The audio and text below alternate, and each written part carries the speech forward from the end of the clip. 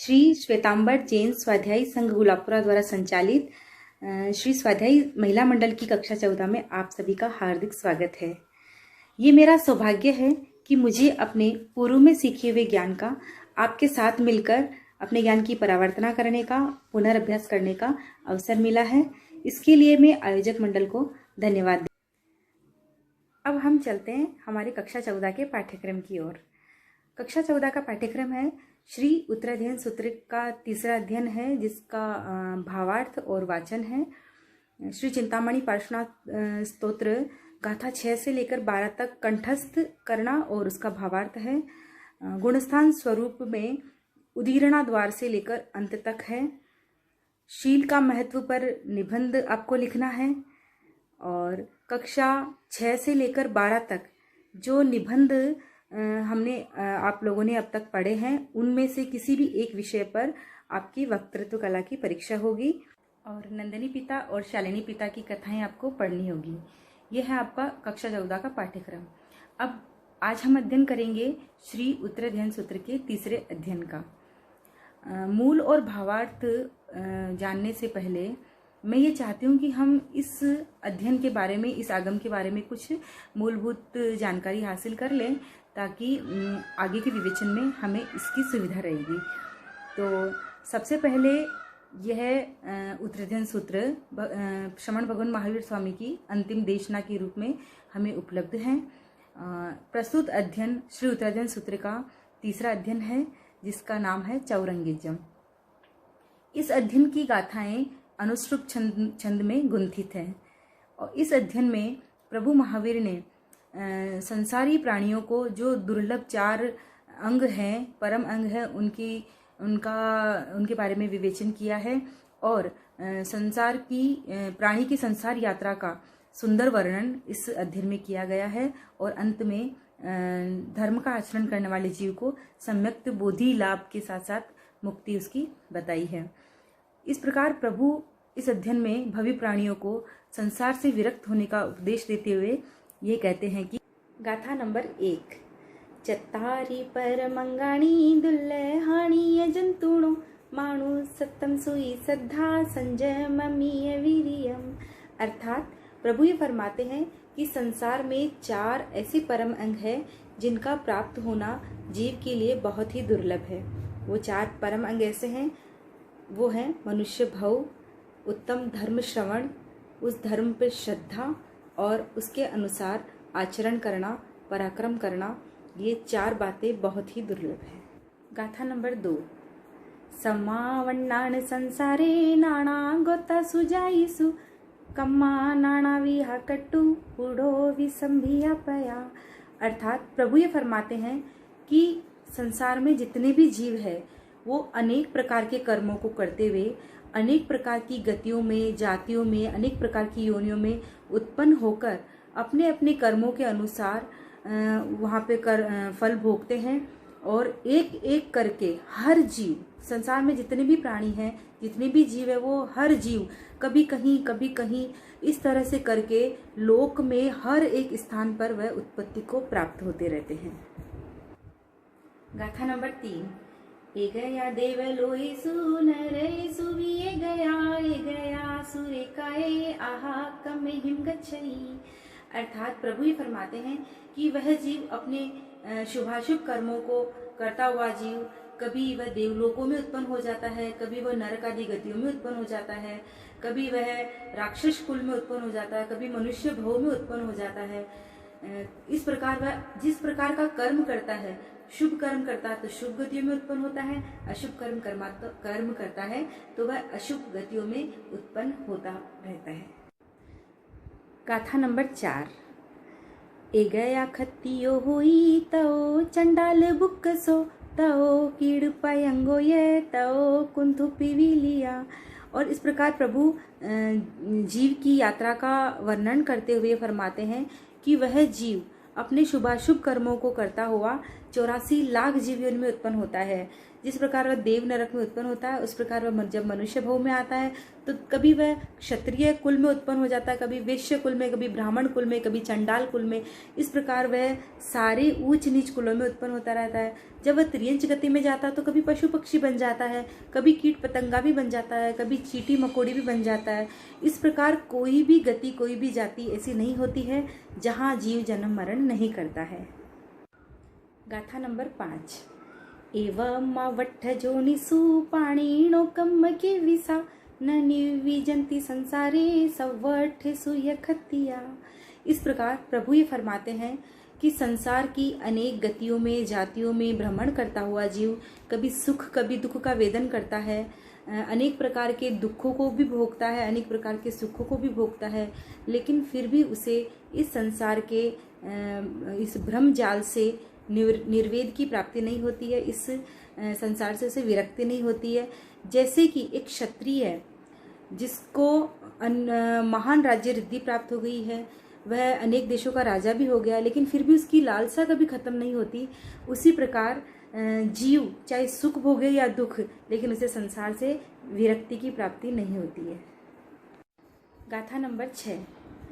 कम्म संगे हिंसम बुड्ढा दुखिया बहुवेणा अमानुषा सुजोनिसु वीणी हमंती पाणिनो। अर्थात प्रभु ये फरमाते हैं कि जब तक उस जीव को संसार के सुख और दुखों से विरक्ति नहीं होती है, तब तक वह कर्म से मूढ़ बना रहता है। कम कर्मों के कारण, आत्मा पे कर्मों के आवरण रहने के कारण वह संसार के सुखों में, दुखों में ही बेभान हुआ रहता है। और इस प्रकार जब तक उसे निर्वेद की प्राप्ति नहीं होती, तब तक वह मनुष्य गति को छोड़कर बाकी की जो अन्य गतियां हैं, अधोगतियां हैं, नरक, तिर्यंच आदि, उन्हीं में भ्रमण करते हुए, दुख भोगते हुए दुखी होता रहता है।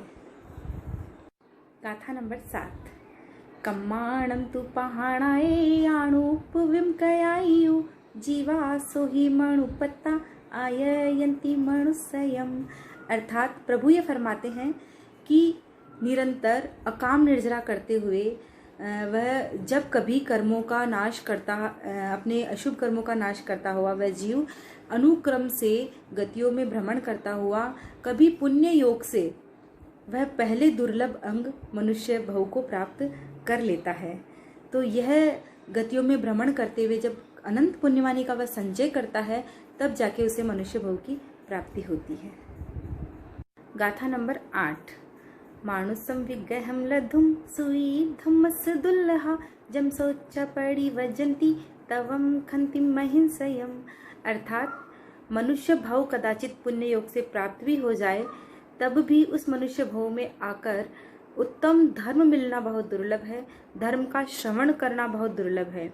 श्रवण करने के बाद भी बहुत से ऐसे प्राणी होते हैं जिनका इतना पुण्य नहीं होता है कि वे तप, क्षमा, संयम रूपी धर्म को स्वीकार कर सके। इसलिए मनुष्य भव मिलना जितना दुर्लभ है, उतना उससे भी अधिक दुर्लभ है उत्तम धर्म की प्राप्ति होना।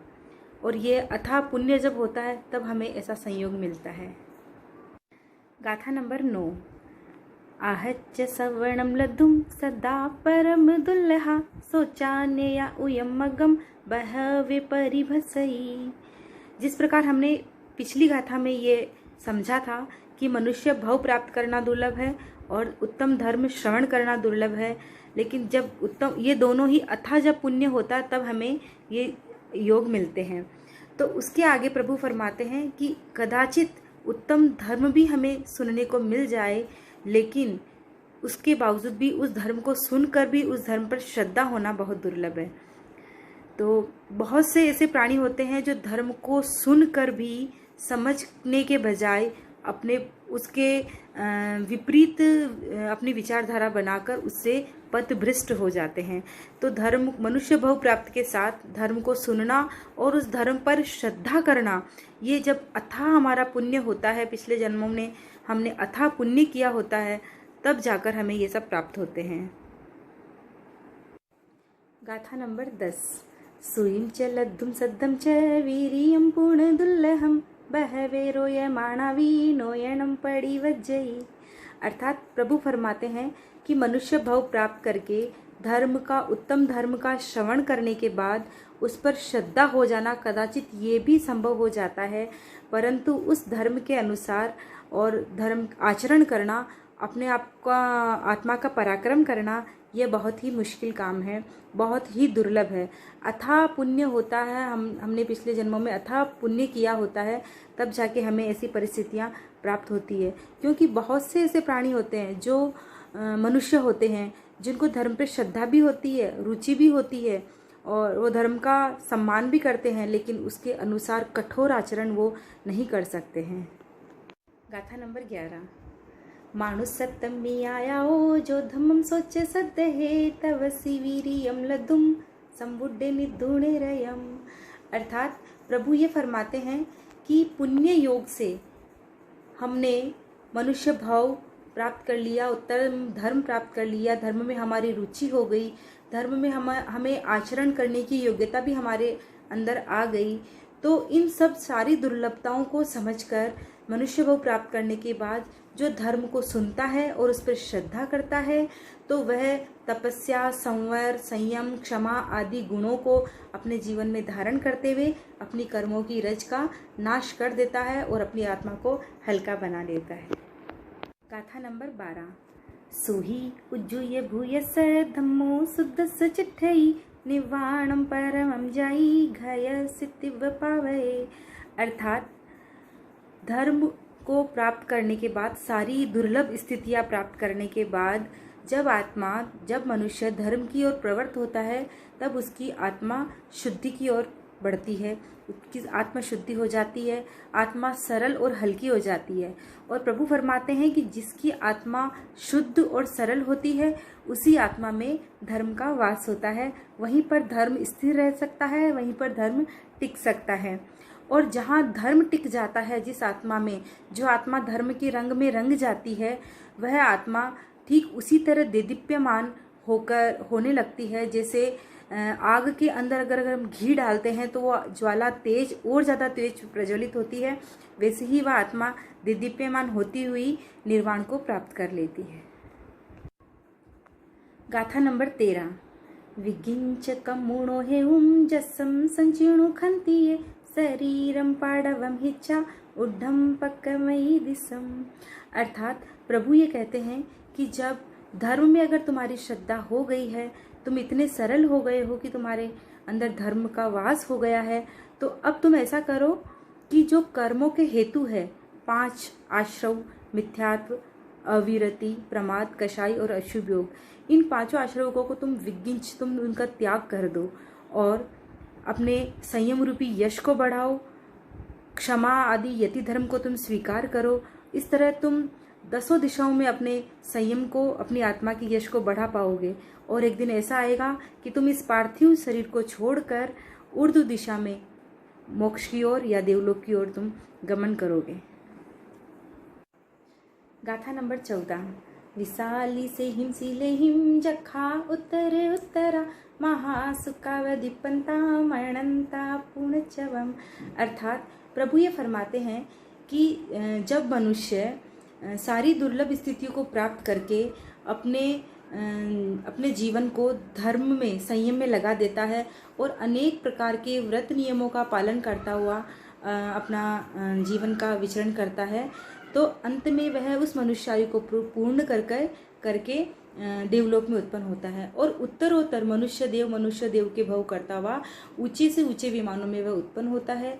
वहाँ पर वह महाशुक्ल, महान, उज्ज्वल और सूर्य और चंद्र के समान दीप्यमान शरीर को वो प्राप्त करता है और इतनी लंबी आयुष्य वहाँ प्राप्त करता है कि मानो उन्हें लगता है कि हम वापस हमारी मृत्यु होगी नहीं और हम यहाँ पे संपूर्ण रूप से हम यहाँ अवस्थित हो गए हैं।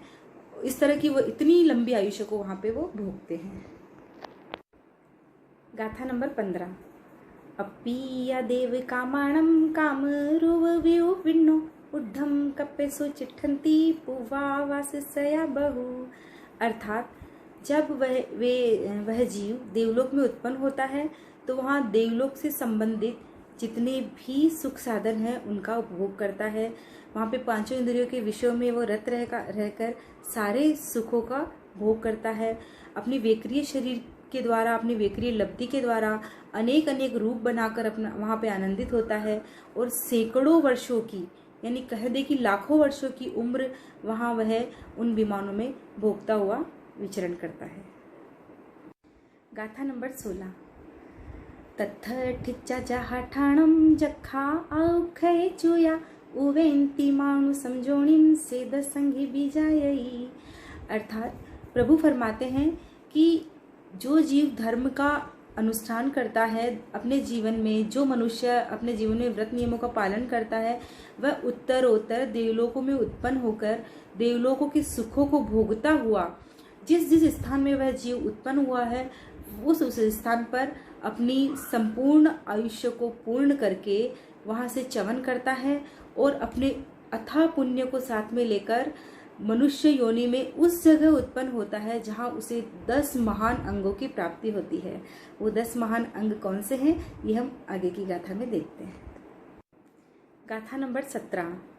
खित्तम वत्थुम हिरणम च पसवोदास पुरुषम चत्तारी काम खंदानी तथ से उपवज्जयी।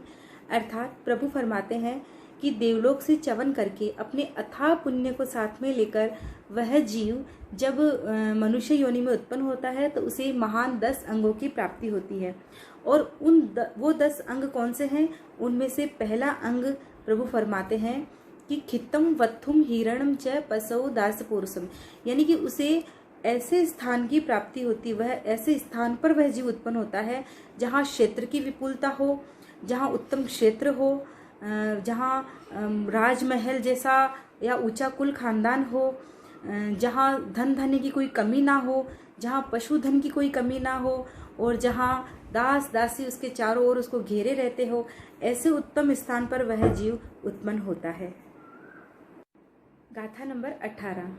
मित्तवम नाइवम होई उच्चा गोएव वन्नवम अपायं के महापन्ने अभी जाए जसो भले। और शेष जो 9 अंग प्रभु ने फरमाए हैं कि वह देवलोक से उत्पन्न निकला हुआ वह जीव जिन 10 अंगों की प्राप्ति वाले स्थान पर उत्पन्न होता है, उनमें से पहला अंग की चर्चा हम पूर्व की गाथा में कर चुके हैं।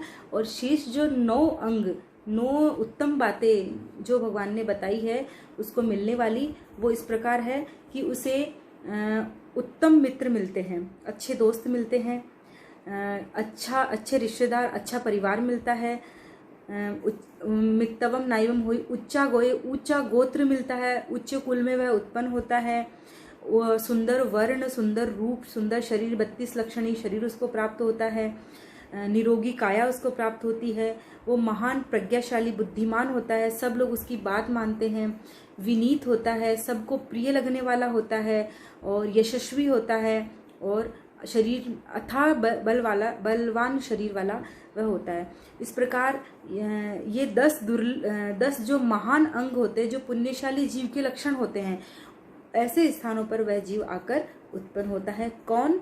जिस जीव ने पूर्व भाव में शुद्ध धर्म की या सम्यक धर्म की आराधना की होती है। गाथा नंबर 19।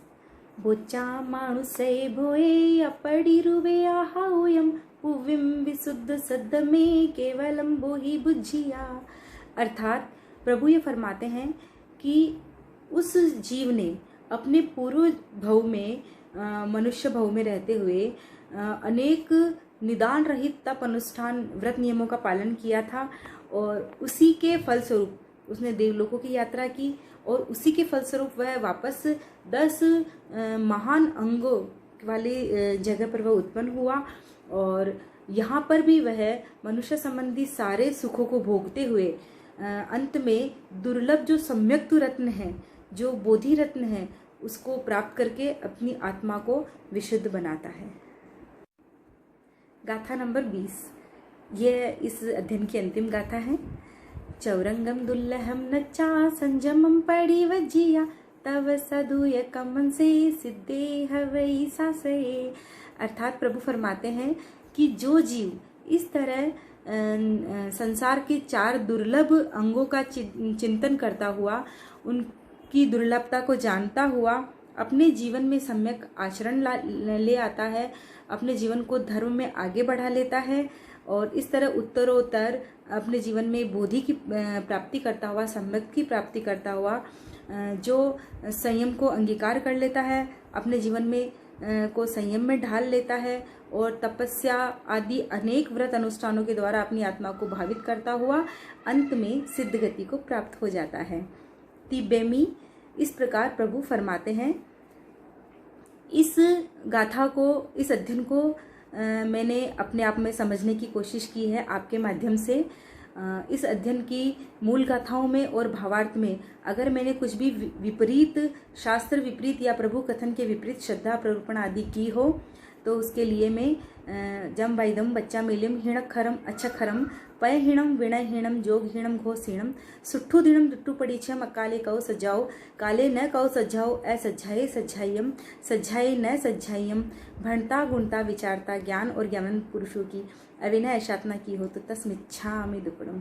आप सभी से हार्दिक शुभकामनाएं और अगर मुझसे कोई त्रुटि हुई हो तो मैं प्रभु के साथ साथ आप सभी से भी क्षमा याचना करती हूँ।